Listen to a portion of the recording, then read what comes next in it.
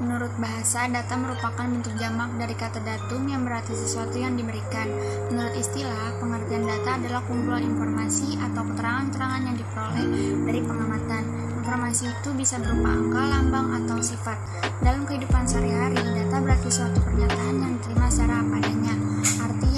Artinya data yang diperoleh dari berbagai sumbernya masih menjadi sebuah anggapan atau fakta karena memang belum diolah lebih lanjut. Setelah diolah melalui suatu penelitian atau percobaan, maka data dapat berubah menjadi bentuk yang lebih kompleks, misal database, informasi, atau bahkan solusi pada masalah tertentu.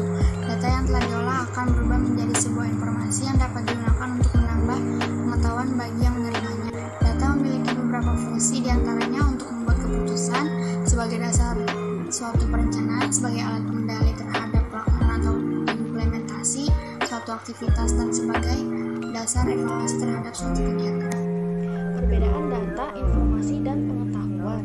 Data adalah fakta atau deskripsi dari sesuatu atau kejadian dan peristiwa yang telah kita hadapi.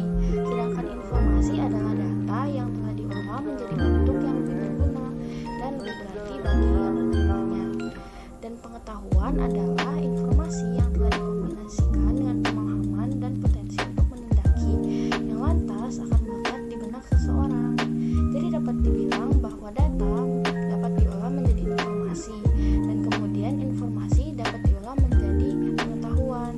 Jika informasi tersebut tidak disebarkan dan tidak dikomunikasikan, maka informasi tersebut akan tetap menjadi informasi.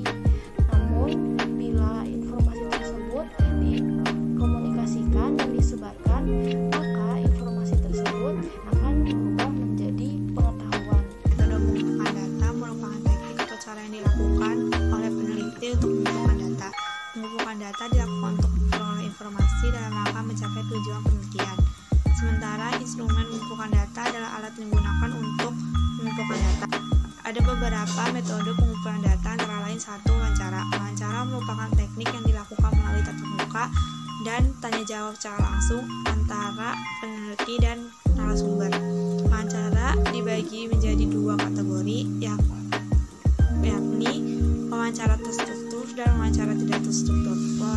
Dalam wawancara terstruktur, peneliti mengetahui secara pasti informasi yang ingin digali dari narasumber, sedangkan wawancara tidak terstruktur adalah wawancara bebas.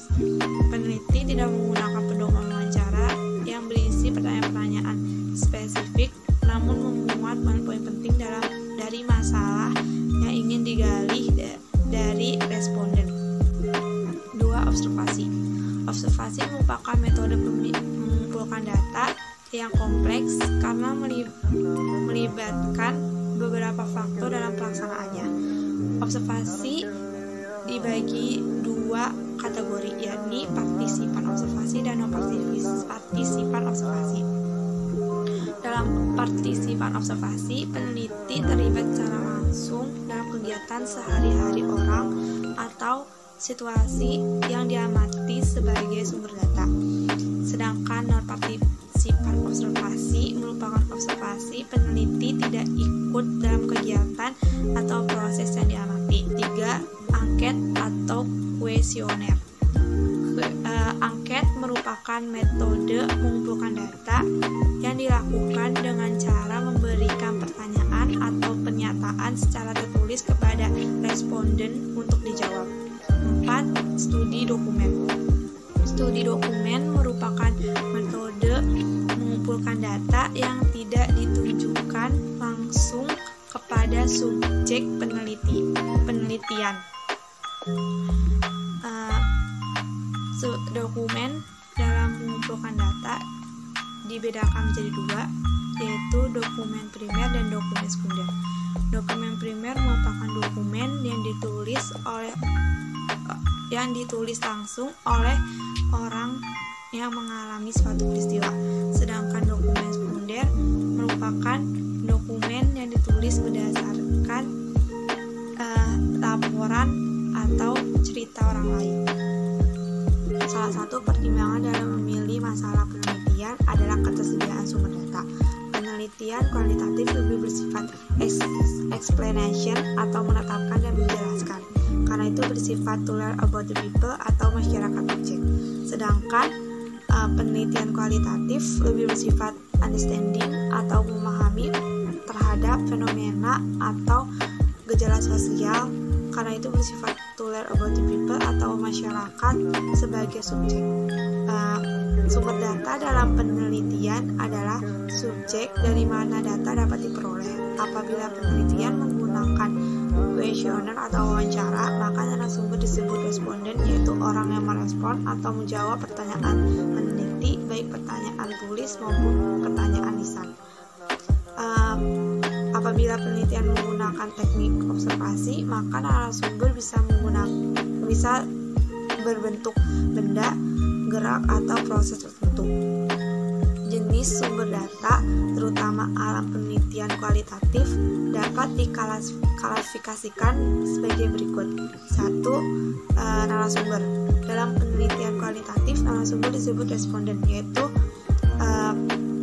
orang yang memberi respon atau tanggapan terhadap apa yang diminta atau yang ditentukan oleh peneliti.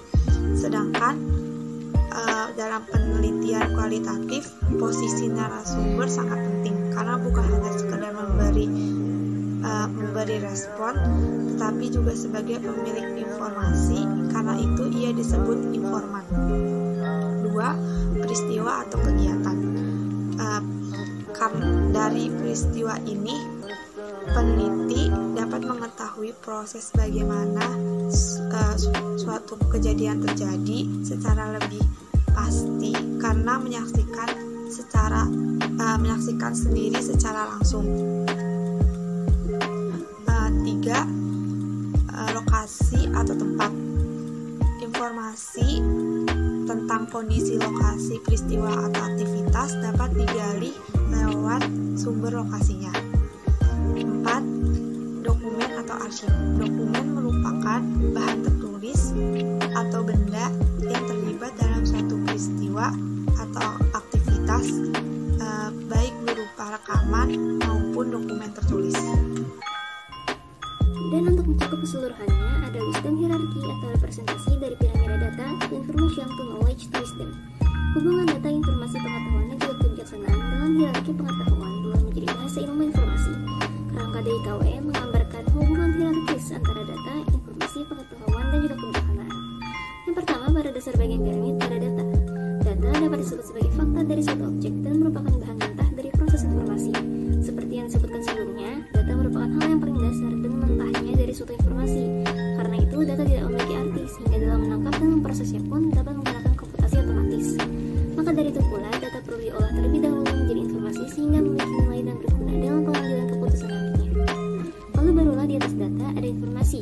Nah, informasi merupakan kumpulan data sebelumnya yang telah diolah dengan memberikan keterangan yang berguna dengan tujuan membentuk data tersebut sehingga menjadi informasi yang lebih bernilai, serta dapat digunakan dalam pengambilan suatu keputusan. Dalam konteks DIKW, informasi didefinisikan sebagai deskripsi pengetahuan. Informasi dapat digunakan untuk menjawab pertanyaan interrogatif seperti apa, siapa, mengapa, di mana, dan bagaimana. Dalam artian, bahwasanya informasi didefinisikan pula sebagai data yang mengandung makna dan juga tujuan. Lalu di atasnya ada pengetahuan atau knowledge. Pengetahuan adalah sintesis dari berbagai gelombang informasi dari waktu ke waktu untuk menciptakan kerangka kerja konseptual, teoris, dan juga bernilai. Layaknya kumpulan data yang diolah menjadi informasi, pengetahuan juga didapat dari informasi yang berisikan objek atau data-data yang kemudian diolah secara terstruktur sehingga menghasilkan pengetahuan atau pemahaman akan suatu objek. Dalam konteks DIKW, pengetahuan didefinisikan sebagai informasi yang telah diproses terorganisir atau terstruktur dalam beberapa cara apabila diterapkan. Dan yang teratas adalah kebijaksanaan atau wisdom. Kebijaksanaan merupakan keadaan kesadaran, paradigma atau seperangkat prinsip dan kerangka acuan terakhir. Kebijaksanaan mengetahui dan menjabarkan segala bentuk pertanyaan integratif, mengevaluasi pemahaman, penerimaan, dan menilai mengapa segala sesuatu seperti adanya. Secara garis besar, DIKW mendefinisikan suatu hubungan yang mengklaim antara informasi dan pengetahuan di mana tingkat yang lebih rendah terdiri dari bahan atau blok bangunan ke tingkat yang lebih tinggi. Menaiki hierarki yang membutuhkan penalaran sintetik yang mengintegrasikan dan mensimulasikan blok bangunan menjadi pola yang lebih terorganisir dan umum. Turun hierarki melibatkan penalaran analitis di mana konsep yang lebih umum dipecah menjadi bagian-bagian penyusunnya. Naik atau turun hierarki mendefinisikan proses yang melibatkan lebih lebih atau kurang, makna, konteks, subjektivitas, dan otomatisasi. Kerangka DIKW mendefinisikan struktur fundamental